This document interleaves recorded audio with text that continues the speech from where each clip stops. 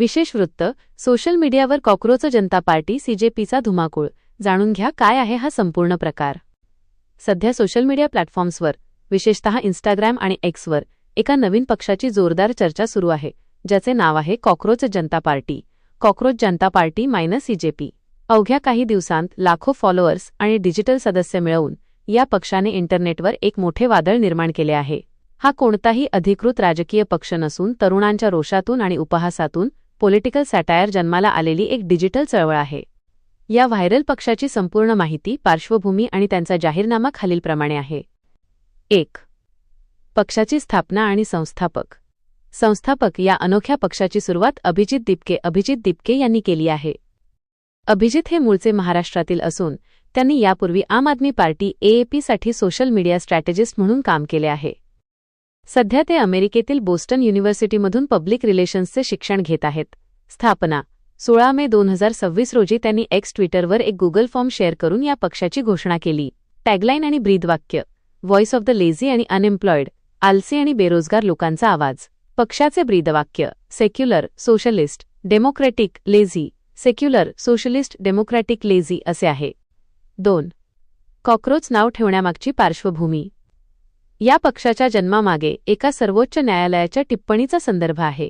15 मे 2026 रोजी एका सुनावणीदरम्यान कथितरित्या एका टिप्पणीत सुजाण किंवा बेरोजगार तरुणांची तुलना कॉक्रोच, झुरळ आणि परजीवी, पॅरासाइट्स अशी करण्यात आली होती, जे बेरोजगार राहून सिस्टीमवर आणि सोशल मीडियावर आरटीआय कार्यकर्ते किंवा पत्रकार बनून हल्ले करतात.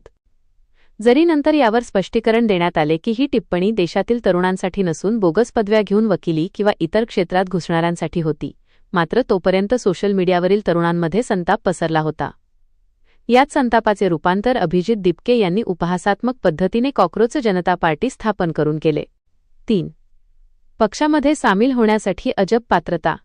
या डिजिटल पक्षाने आपल्या सदस्यांसाठी काही मजेशीर आणि उपरोधिक नियम ठेवले आहेत.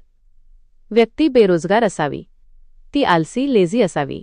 क्रॉनिकली ऑनलाईन, सतत सोशल मीडियावर सक्रिय राहणारी असावी. सिस्टीम किंवा सरकारविरुद्ध प्रोफेशनल पद्धतीने तक्रार, बडबड, अबिलिटी टू रँट प्रोफेशनली करण्याची ताकद असावी.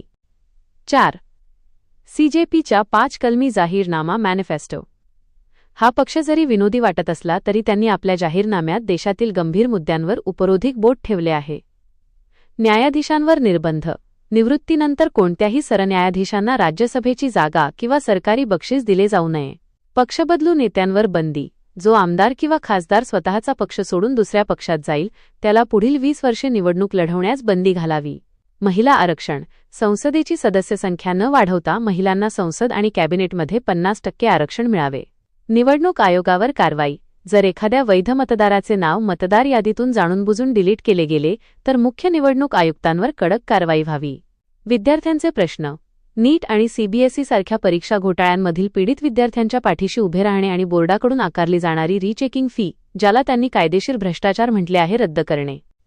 5. दिग्गज नेत्यांची एंट्री आणि वाढती लोकप्रियता. हा ट्रेंड इतका वाढला की तृणमूल काँग्रेसचे TMC खासदार महुआ मोइत्रा आणि माजी क्रिकेटपटू व खासदार कीर्ती आझाद यांनीही सोशल मीडियावर मजेशीरपणे या पक्षाचे सदस्यत्व मागितले आणि पक्षाने त्यांचे स्वागतही केले. अवघ्या 4 ते 5 दिवसांत या पक्षाच्या अधिकृत वेबसाईटवर 2 लाखांहून अधिक लोकांनी रजिस्ट्रेशन केले आहे, तर इन्स्टाग्रामवर याच्या कंटेंटला करोडो व्ह्यूज आणि लाखो फॉलोअर्स मिळाले आहेत. तरुणांनी या पक्षाचे AI जनरेटेड AI अँथम गाणे आणि पक्षाचे चिन्ह म्हणून मोबाईल फोन देखील घोषित केला आहे. तसेच बिहारमधील एका पोटनिवडणुकीत पक्षाचा उमेदवार उतरवण्याबाबतही सोशल मीडियावर चर्चा रंगत आहेत. थोडक्यात सांगायचे तर कॉक्रोच जनता पार्टी हे आजच्या नेक्स्ट जेन Z तरुणांचे सिस्टीम, बेरोजगारी आणि महागाईविरुद्धचे एक डिजिटल आंदोलन आहे.